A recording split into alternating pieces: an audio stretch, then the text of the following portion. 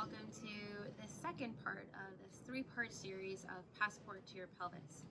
So today we're going to be looking at the pelvis as a support system. So I title this the pelvis the keystone of your body, and I'm not an architect, but I know that at least with architecture, especially if you're looking at arches, that it needs a keystone. So the keystone is kind of like the centerpiece that then the other parts of the arch, rely on in order to provide its support.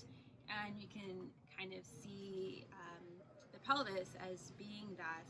And I liken it to, so you have the sacrum. The sacrum is almost like that keystone, and then the pelvis, either pelvi, are the arch support for that sacrum. And then if we were talking whole body, that it's the pelvis that is really kind of like that keystone. It's that foundational piece for the rest of the body. And then if I'm, thinking of on a more like energetic level, so there are the chakras. And so I liken, the pelvis, there's the first chakra as well as the second chakra. So the first chakra is that root chakra, and that's pretty much at the pelvic floor level. And then the second chakra is the sacral chakra, so just around the sacrum. And so those are, those chakras, if you're familiar, like those are, it's the foundation, it's security, it's, the structure, it's, just having those basic things in your life to know that you're safe and you're secure. And then that sacral chakra, that's looking at like sexual pleasure and at creativity, and that you need to have the foundation, you need to have that safety, that security in your life, before you can then even be able to venture out into, being creative in your life, whether it's sexually or, in your business or professionally or with your family. And so I love just thinking or looking at how the energetics of this part of the body also feeds into just that structural piece as well. So it is super bright out here right now. The sun just started coming out, so apologies if I'm squinting. But so what exactly are the structures that help provide that support? So obviously the pelvic bones, but we're also going to be exploring for the second part of this particular class, looking at what are the other parts that help to provide that support. So again, as I mentioned, so the pelvic bones help provide that support, but then also the pelvic floor muscles provide that support. There's a lot of connective tissue layers that also provide that support, and we're going to explore that a little bit more. And so, then also looking above, and so we're also thinking of the diaphragm that also provides that support. So I like to think of, and especially when I'm talking with my patients, when I talk about pelvic floor health, that we also need to look above what's going on, and we do that via our breath and how we're breathing. And so our pelvic floor is what we also call like a pelvic floor diaphragm, and then above that we have our respiratory diaphragm, or what actually the diaphragm muscle that actually sits underneath our rib cage. And so every time, so just really quickly, so every time that you're taking a breath, every time that you're taking an inhalation, so you're getting a contraction of your respiratory diaphragm, that's going to cause your pelvic floor diaphragm to relax. And then every time that you're taking an exhale, then that respiratory diaphragm is going to be going back up in towards its rib cage into its relaxed position, and then that pelvic floor diaphragm contracts or draws back up. So they're always moving, there's always a synchronicity with it, so they're moving in tandem with each other. And so we definitely want to be looking above that pelvic floor, and definitely I see the diaphragm as being a huge support structure. And then if we were to look even further, so you have respiratory diaphragm, pelvic floor diaphragm, and then if I were to just look at, its canister, so what's, supporting both in front as well as behind. So in front, you're going to have your abdominal muscles. So everyone knows the six-pack muscles, the rectus abdominis, but we also have lots of other abdominal muscles as well. So we have our external, internal obliques, which provide a lot of that side support, and then we have our deep layer transverse abdominal muscles, which also provide a lot of integral internal support as well. And then obviously if we were to look towards the back, then we have our spine, and then all of the spinal muscles that help to provide that support and that stability. So yeah, I want to kind of go back a little bit. So I mentioned about how the pelvis is seen as for both support as well as stabilization. So I want to talk about, you know, the 5 functions of the pelvic floor, or of the pelvis. So 2 of them we're going to look at today. The other 2 we're going to look at for the 3rd series. The 5th one is something that you will obviously explore on your own. So the first, again, are the support. So we talked about like what are all the different support systems, and then stabilization. Obviously, all of that stabilization are going to be via the muscles that helps to provide that stabilization. So those are the 2 that we're going to focus on today. So for the 3rd part, we're going to look at sphincter control. So I mentioned during the first part about the 3 different layers of the pelvic floor muscles, and then that 2nd layer, there's the urethral sphincter. So that's going to be that muscle layer that actually helps to go and close off the urethra in order to allow for us to be continent. And so there's the sphincters and lots of other sphincters. So I also, you know, the external, internal anal sphincters, they play a part. And then also a lot of the sphincters that we have high up above. So if I were to talk about like the hiatal sphincters as well, because we have our diaphragm, and then inside or above the diaphragm, like our stomach lives there. Through the diaphragm, we also have our esophagus that runs through there, and there's also lots of sphincters that play a part in, you know, preventing acid reflux. So we also want to talk about the sphincters that also occur here, because they definitely have an impact on what's happening below. And then, so we have the sphincters, and then also the sump pump. And because this area has so much circulation, because there's so many things, so not just even the genitourinary area, but then even above that, you have your small intestines, your large intestines, and then, you know, then above your diaphragm, you have all of your internal organs. But there's just so much vasculature that's running through here. So, you know, think of like a sump pump. You know, it's fluids, things that are moving back and forth. There's, you know, an exchange that's happening through the body. So whether that's through the arteries, whether it's through the veins, and then also the lymph. So if you've ever seen an anatomical picture of the lymph system, you know, a lot of the areas where the lymph resides are definitely like along the armpit area. We have some just along the neck as well. So every time you've ever been sick, then you've probably had some swollen lymph nodes. But then we also have a huge amount of lymph nodes just along where you can say like your hip creases. So there's a lot of lymph nodes in that area. And so for anyone who has any type of like peripheral vascular disease, anything where if you have varicose veins, you know, where you have a prevalence where the veins aren't doing the work that it's supposed to, which is supposed to bring that deoxygenated blood back up, you know, through your system, then there's definitely a problem with regards to the circulation or the pumping system of your lymph system. And then you can get a lot of congestion. And so you can definitely get a lot of congestion in that pelvic floor area. A lot of that congestion definitely contributes to a lot of pelvic floor pain. So it's always important, you know, to look at that. Yes, it could be a muscular issue, but it could also be a circulatory issue as well. And if things aren't flowing very well, it's going to have an impact on the muscles. It has an impact on the muscles. It's going to have an impact on how well you're moving through that area. So those are the sump pump, and then the sump pump, and then the sphincters are what we're going to look at in the 3rd part. And then the last one is sexual function. And I'm not going to talk to you so much about that in any of these, probably in other series where we'll talk a little bit more about sexual function in regards to pelvic floor health. I wanted to establish baseline, and for, you know, some of you, you know, it goes into a little bit more of, you know, an intimate nature. So it's something that we'll definitely cover at a later date, but I wanted to definitely just define what some of the 5 functions of the pelvic floor are. So before we move into the experiential part, I wanted to take some time to, we're gonna, you know, talk about feeling. How does this feel? So I like to ask, you know, again, what does it look like? How does it feel? And how does it move? So we're gonna be exploring the movement piece, of how the supporting structures of our body help to support our pelvis, and how the pelvis helps to support the other structures, and how those muscles help to create the stabilization. But before doing that, I want us to at least get a sense of what some of those areas, those muscles, and what they feel like. So jump right into the experiential piece right now. So I'm going to just move this out of the way. Actually, I'm going to keep it close by.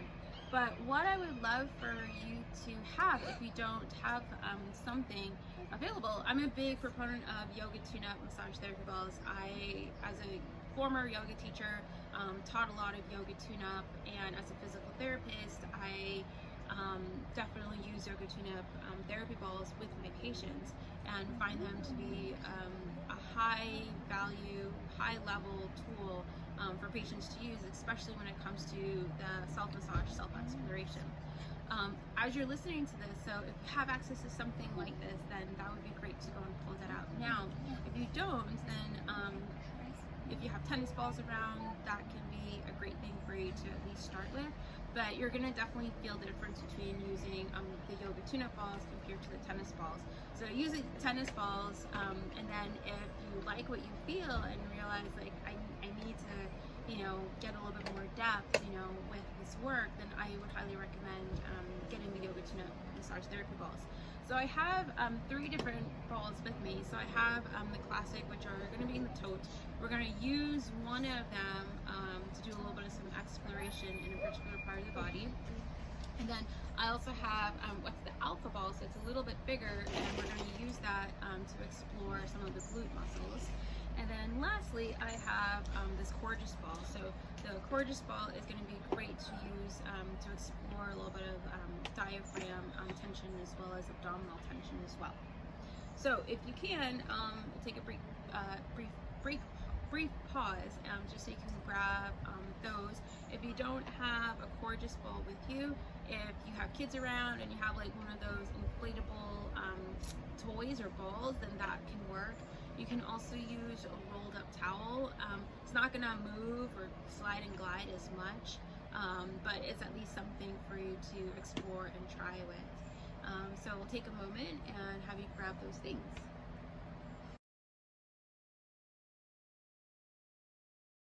All right, so hopefully you grab some of that stuff. I got a little bit of shade that I tried to bring a little bit closer towards me, so hopefully I'm not squinting too much. But we're gonna look at 3 different areas or muscles. And so what we're gonna use first is the classic yoga tune-up ball, or if you have tennis balls, then that would be great to also bring out. So we're going to use this to access the perineum. We're going to use the alpha ball. If you don't have an alpha ball, you can then just use this ball or a tennis ball to access the glutes. And then we're going to use the gorgeous ball to access the diaphragm. So again, when we're doing this work, a lot of it is, I'm going to introduce it, but then I encourage you to spend a little bit more time with it. So I'm going to provide the instruction, and then you can always pause this video and then, take an extra 5 minutes if you need to. But I want you to work gingerly. So especially if you are someone who is experiencing pelvic pain right now, then this isn't something where you want to just kind of go, head first into it. You really want to be very, very ginger, or move safely and gingerly with it. So I invite you to pause, as needed, take your time, come back, move on to the next part, okay? So with this small ball, you're going to be placing it along your perineum. So, and I believe in the first video, talked a little bit about the perineum. So as again, a refresher, so if you are a vagina owner, then the perineum is going to be the space between your vaginal opening or vaginal area and your anus. So it's going to be that tissue that's right there. And if you are a penis owner, then it's going to be the space between your anus and then where your scrotum is. So then you can lift the scrotum up, and then you'll see obviously where the tissue is, just right between there and the anus. That's where you're going to be placing that ball.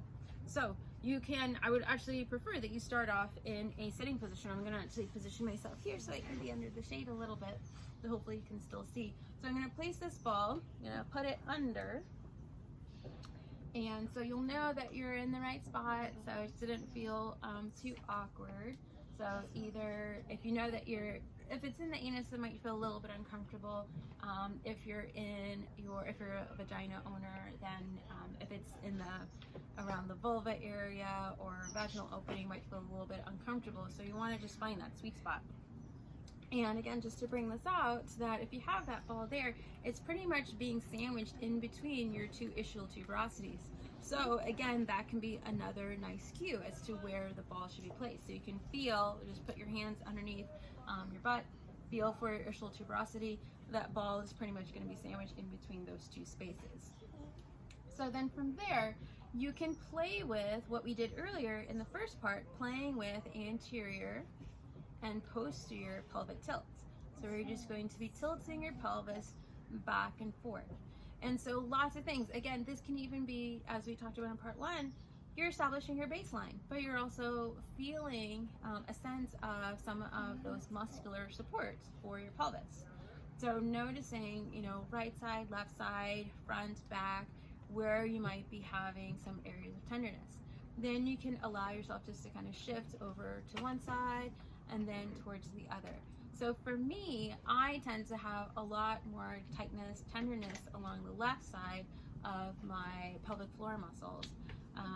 Even though I do have some tightness in that area, I am a pelvic pain sufferer and have been for a few years, but I've done a lot of work in order to help to mitigate a lot of that. But when I'm under stress, when I deal with any type of anxiety, then that comes up for me very, very strongly, and I will actually feel most of my pelvic pain on my right side. Why that is, I don't know, but I think a lot of it tends to, with a lot of other things that are going on, in my pelvis and all the other muscles that are there as well. So you're playing with posterior, anterior tilt, side to side movement, and then you can move into a cross-legged position. So now you're opening, so you can even, I like it because then you can get a sense. Here's my daughter, she's gonna kind of be moving around here. But then even in this position, so now you might feel that your sits bones are maybe drawn a little bit closer towards each other. So I like to, again, it's experiential, so you get a chance to see, okay, with each different type of movement, what's going on with my pelvis. When you bring yourself into a child's pose position, then you might feel or even notice that then the ischial tuberosity or your sits bones get a little bit wider. So just noticing when you put yourself in different positions, what your pelvis is actually doing and how that has an impact on your muscles. So again, you're in this position, you can do the same thing, you just kind of rock side to side. As long as it's not too painful, you can again move back into those tilting positions. So we'll just stick with that. There's a lot more that we can do with that, but again, I want this to be an introduction, especially if you've never done this type of work before. So again, you can pause this video, you can spend a little bit more time here if you would like. So either using this ball or you can use the alpha ball. I'm going to use the alpha ball because the bigger the ball that you use, then the broader the stroke, because essentially you're massaging yourself. So the broader the stroke, whereas if you're using a smaller tool, then it's going to be almost like having a thumb in that tissue, which can be really good for some, and for others, if the muscle is really tight, it might not feel very, very comfortable, whereas this can be seen almost like a paw, and then this can be seen almost like a thumb if you were getting a massage.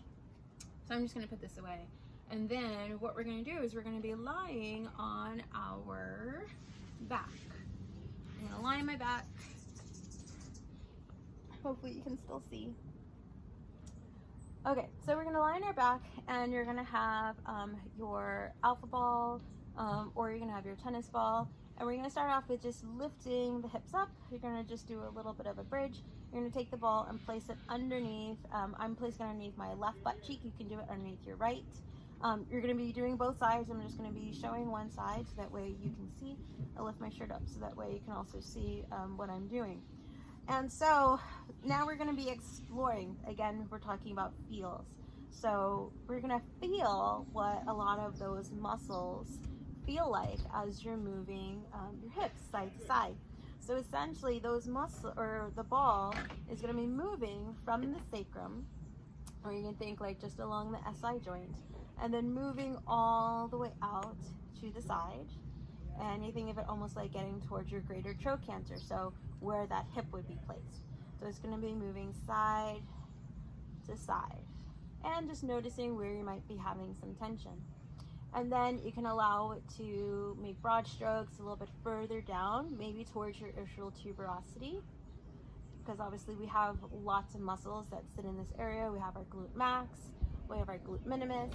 As you move out to the side, and you're getting more into your glute medius. And then we have a lot of what we call the deep six, and those are the deep six rotators of our hip muscles. And so most people are familiar with like the piriformis, and piriformis is, you know, a big muscle that people know about because of the sciatic nerve, and the sciatic nerve runs either above or below that particular muscle. But usually it's never just the piriformis. There's, you know, other muscles that are underlying there. Positioning of your pelvis also can make a big difference as to what tension that you're feeling, and that might be producing a lot of those sciatic nerve symptoms. So then you can continue to allow that ball to draw up a little bit further, getting closer and closer towards that iliac crest. And so I've been doing some side-to-side movement, and then you can just place it in one spot. Maybe you have a hot spot, and then you just kind of hang out there, allow yourself just to chill, hopefully allow those muscles just to kind of soften a bit. You can also do a little bit of some circular motions as well too. So I like this because then you got your pelvis to move in a circular direction.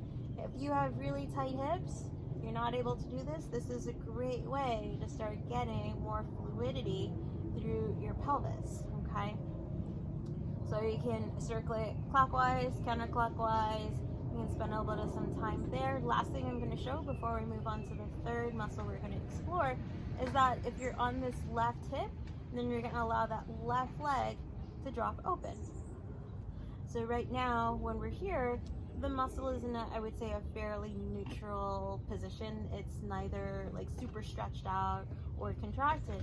When we open the leg out to the side, we're shortening those muscles.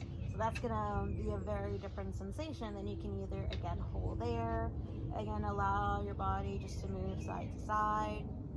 You can hang out, especially when you're on the side, and then you're on glute medius area. You might even feel your greater trochanter. And then a lot of muscles attach along the greater trochanter. And then you can spend some time, you know, again, just windshield wiping in that side, putting a little bit more weight, and just allowing your weight just to kind of drop into that area. So again, feel free to pause and spend a little bit of some time, some love on the side, and then make sure you're also doing the other side. So the next, you're gonna come up, so you can move this ball out of the way, and now we're going to use the Cordis ball. So the Cordis ball is going to be placed just along your belly button. So belly button is gonna be here, but you're gonna be lying on your belly. So I'm lying on my belly, and I'm in this prone position, and I'm on my forearms. So you can have your toes tucked under, and then you're just gonna allow your body to move and shift. So because my shirt is a little big, you wanna either be directly on your skin if possible. So I'm just gonna allow the ball just to move side to side. And again, I can allow this to be a moment for me to just kind of explore those bony, the bony foundations. So I can move the ball all the way towards my pubic bone and feel for that. And then I can move it all the way towards my sternum and also feel for that. And then also feel for the costal margins of my rib cage from one side to the other. And so what we're going to do here is we're actually going to spend a little bit of some time just along the lower edge or the costal margins of our rib cage, because that's where the diaphragm sits. So I'm moving side to side, and not only am I exploring the diaphragm, but also the amount of tension that might be present in my abdominal muscles as well too. So if you have just eaten, then this might not be something that you want to do right away. It might feel a little bit uncomfortable. But you know, wait after, or do this before you go and eat, or wait at least an hour before you eat, because again, you are doing an abdominal massage, and so you can stimulate the digestive system. You might feel after you've been doing this work that you might have to go to the bathroom and have a bowel movement. So just even doing some of this work can be very stimulating to our gut. But so I've been doing just some side to side movement. I can also keep my toes curled under and then draw forward and draw back. So I'm moving just along the midline, so where my pubic bone runs all the way towards my diaphragm, or the xiphoid process, the pointy part of my sternum. And then I can also explore just along the right side and along the left side. So I like using this bowl a lot. So again, I'm not going to spend too much time with this. Again, this is just an introduction. So if you've never done any type of abdominal massage, then just for you to start to explore here. The last thing I'm going to say before I move into our movement part is also looking at how you're breathing when you do this. So I can take an inhale. So as I inhale, I'm also inflating my rib cage. I'm also inflating my belly and feeling for that pressure that the ball is placing against my belly. And then as I exhale, it's a passive exhale. And feeling for that ball just sinking into all of that soft tissue along my belly. Can be really, really intense for a lot of folks, especially if you have some tender spots. So definitely, again, go really slowly. If you feel like that is just way too much, then you're gonna almost essentially like hold a plank. So you can either just go into a full plank. So go into a full plank, you're gonna engage those muscles, or you can still keep your knees down, but then you're gonna engage or tighten through your abdominal muscles. And then you can still do that same type of work, but then it's not gonna settle into your gut as much. Okay, so something for you to play with. So you can move these out of the way. We're gonna move into our movement portion next. So we're going to continue on with the myofascial aspect of this work. So with the last video, so again, the third part is going to be more the sump pump as well as the sphincters. And in order, like I mentioned, that the muscles need to be able to move, activate in order for you to get really good circulation. So we're going to do a movement on that third piece just to kind of tie everything together. But we're going to continue to play with some of the myofascial chains. So as I mentioned, it's the pelvic bones, which help provide that support. We also have the muscles and then also the connective tissue. So we explored a little bit of some of the muscles and the connective tissue. We're going to do a little bit more with some of the other underlying structures. So we're going to look at two more things. So we're going to look at the adductors and then also the sacrum. So we looked at 3 with the balls, and we're going to look at a little bit more with the legs, and then we'll finish up with this particular part of the class. So with the sacrum, again, you can either use the alpha ball, or you can use tennis ball or the classic ball. You're going to be lying on your back. So if you forgot, so that sacrum, again, that's that keystone. So it's going to be, if you're unsure, you can go all the way down towards your butt crack. That's going to be where the tailbone is. You're going to ride your hand up just a little bit higher, and that's where your sacrum is going to be sitting. So we're going to take the ball. I'm going to use the alpha ball today. And so I'm going to be lying on my back. I'm going to lift my hips up into a bridge. I'm going to lift my shirt up so you can see. So lift it up into a bridge, and then I have that alpha ball sitting right here on my sacrum. Okay. And so then as I sit here, or as I lay here, then I'm just going to move my body side to side. So we finished off earlier with the glute work, so then you can probably do both sides, then come towards the sacrum, and then do this work.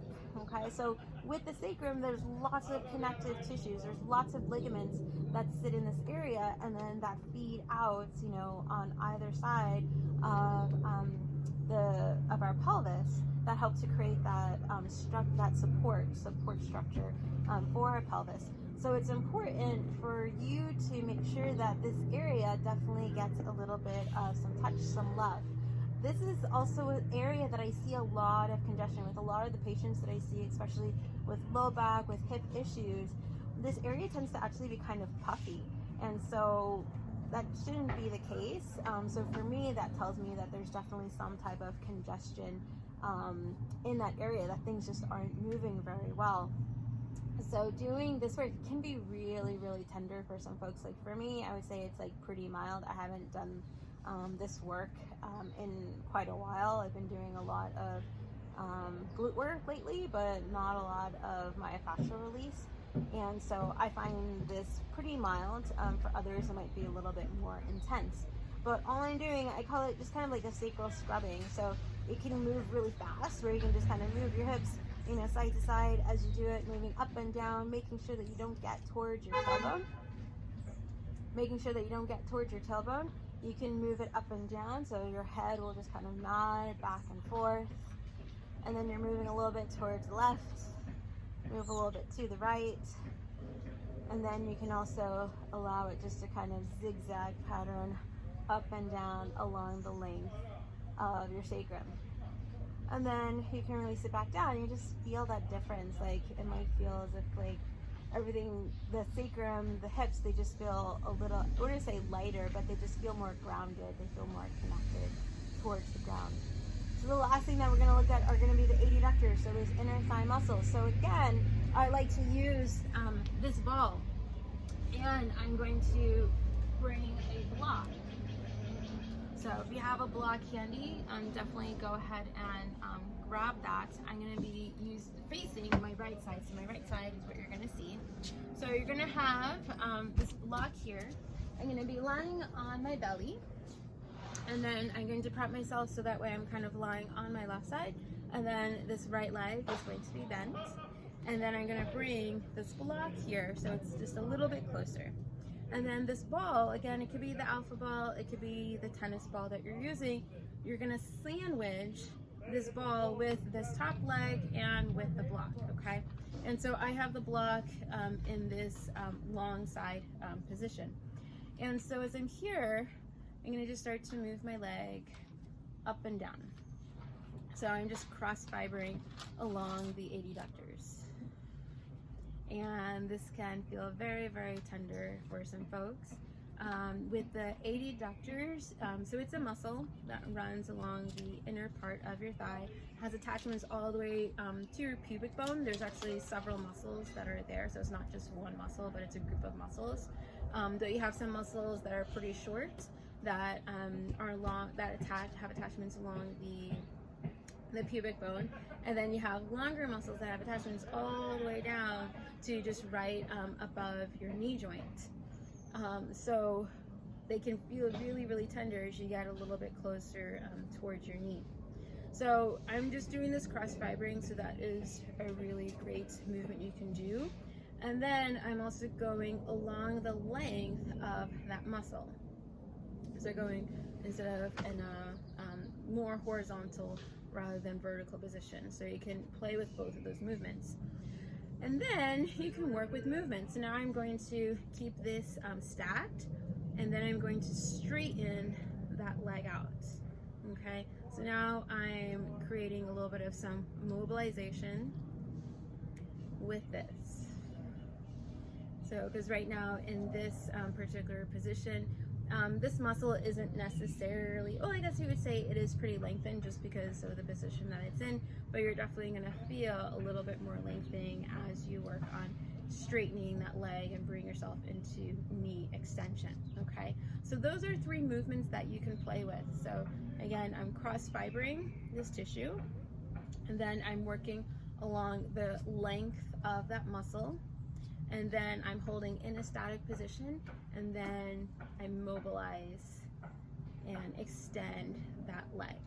So you can do this all the way up along the length of your adductors, and then you just bring the ball a little bit closer towards your pubic bone, and then you bring the ball in all the way, up to the most highest part, and you can again do the exact same thing. So you might feel, again, just how tender it can be whether it's closer towards the knee or closer towards your pubic bone. So those are some of the movements that I would love for you to go and play with. So again, just a really quick recap. So we did, I'll just go backwards. So we did the adductor work, so you can play with that. And then the adductor work, before that, then we worked with the sacrum. So sacral scrubbing, placing the ball underneath your sacrum, spending a little bit of some time there. And then before that, then we did the glute work. So doing both butt cheeks, moving side to side, up and down, and then playing with external rotation of that hip. And then we worked with the gorgeous ball or a rolled up towel, placing it underneath your belly, along your belly button. So feeling for the movement of that rib cage and of that diaphragm. So kind of spending a little bit more time there. You can definitely work along the abdomen and even lower into those lower abdominal muscles. And then lastly, working with the small yoga tune-up classic ball or tennis ball, placing it, sitting on it, whether in a cross-legged position or in long sitting on your perineum, and working with the breath, playing with anterior, posterior pelvic tilt, shifting your body side to side, just kind of exploring there. So play with all of those movements. So this is a really great way to explore just how a lot of those muscles help to create that support, that stabilization for your pelvis. And again, for that last part, then we're gonna tie everything together and do a really great movement practice. All right, so enjoy.